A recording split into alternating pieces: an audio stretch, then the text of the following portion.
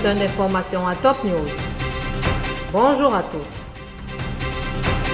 Au sommaire, 17 Assyriens de Syrie fuyant l'État islamique sont entrés au Liban.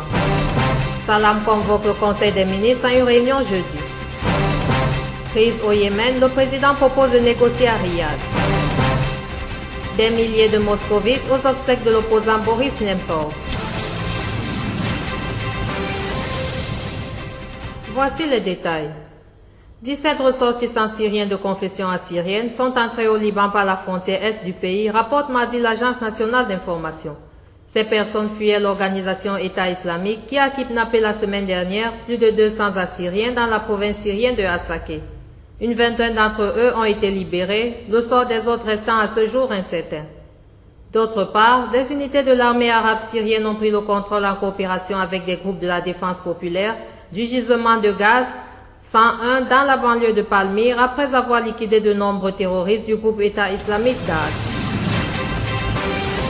Des combattants kurdes et l'armée syrienne ont mené séparément hier une offensive contre les djihadistes du groupe État islamique pour les chasser de la province de Hasakeh nord-est, stratégique car limitrophe de l'Irak et la Turquie. Selon l'Observatoire syrien des droits de l'homme, les forces du régime appuyées par des combattants de tribus ont pris le contrôle dimanche de 23 villages après 3 jours de combat au centre de cette province à majorité kurde. L'agence officielle Sana a quant à elle affirmé que l'armée s'était emparée de 31 villages. Les États-Unis protégeront les rebelles syriens modérés qu'ils s'apprêtent à former, à armer une fois qu'ils seront sur le terrain, a indiqué lundi à Washington le coordinateur américain de la coalition internationale contre le groupe État islamique. Nous avons très clairement le projet de les entraîner et de les équiper avec les armements les plus récents, mais aussi de les protéger le moment venu, a expliqué John Halley devant le Centre de réflexion Atlantic Council. Toutes ces opérations sont en train d'être examinées pour cette future protection, a-t-il ajouté, en réponse à un interlocuteur qui l'interrogeait, notamment sur l'établissement d'une zone d'interdiction de vol. John Halley s'est dit par ailleurs agréablement surpris par le nombre de Syriens qui se sont portés volontaires pour être entraînés par les États-Unis. Le Premier ministre Tamam Salam a convoqué une réunion du Conseil des ministres pour jeudi 5 mars.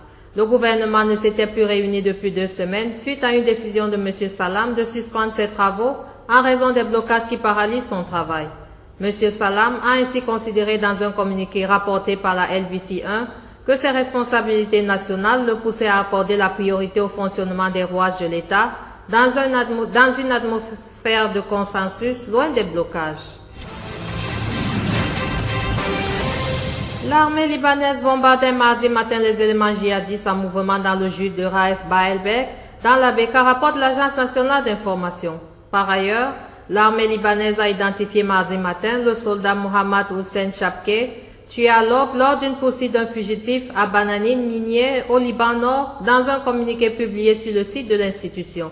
Le soldat Chapke, célibataire, né en 1983, est originaire de Tripoli.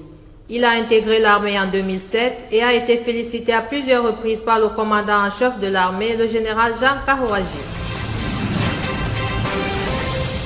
Le chef du courant patriotique libre Michel Aoun a appelé mardi matin à venir en aide aux chrétiens d'Oran persécutés par les djihadistes islamiques. À l'issue d'une rencontre arabiée avec les évêques Issam Darwish, Georges Saliba, Boulos Safa et Roues al-Orachilimi, le leader chrétien a dénoncé l'exode des chrétiens de la région. La crise régionale provoque un exode constant des chrétiens, dont certains se dirigent vers le Liban, a souligné le général Aoun. Nous appelons le monde à contribuer à trouver des solutions à cette crise. M. Aoun a ainsi appelé à la conscience mondiale qui ne doit pas délaisser le Levant. Il a conclu que nous ne voulons pas des paroles, nous voulons des actes. Nous appelons les États à nous aider en allégeant le fardeau de la guerre qui sévit dans la région. Le président yéménite Abed Rabo Mansour Hadi a proposé mardi que les discussions politiques en vue d'une sortie de crise se tiennent hors du Yémen, plus précisément dans la capitale saoudienne Riyad. Ces pourparlers appelés dialogue national et parrainés par les Nations Unies se tenaient jusqu'ici dans la capitale yéménite Sanaa, qui est totalement sous le contrôle de la milice chiite des Houthis depuis la fin janvier.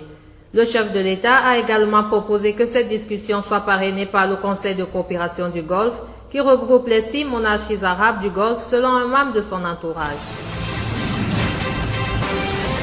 Enfin, Plusieurs milliers de personnes sont venues mardi rendre un dernier hommage à Moscou à Boris Nemtsov, l'un des opposants les plus virulents du président Vladimir Poutine, tué vendredi par balle près du Kremlin.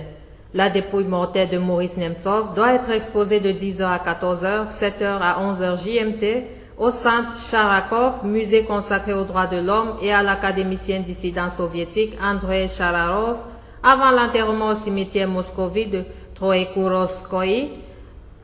La mère et les enfants de Boris Nemtsov sont devant le cercueil ouvert, comme le veut la tradition orthodoxe. Des anonymes et des personnalités viennent s'incliner, faire le signe de croix et déposer des fleurs. Merci à vous qui nous suivez de Beyrouth et partout ailleurs. Bulletin présenté par Anna et Camille.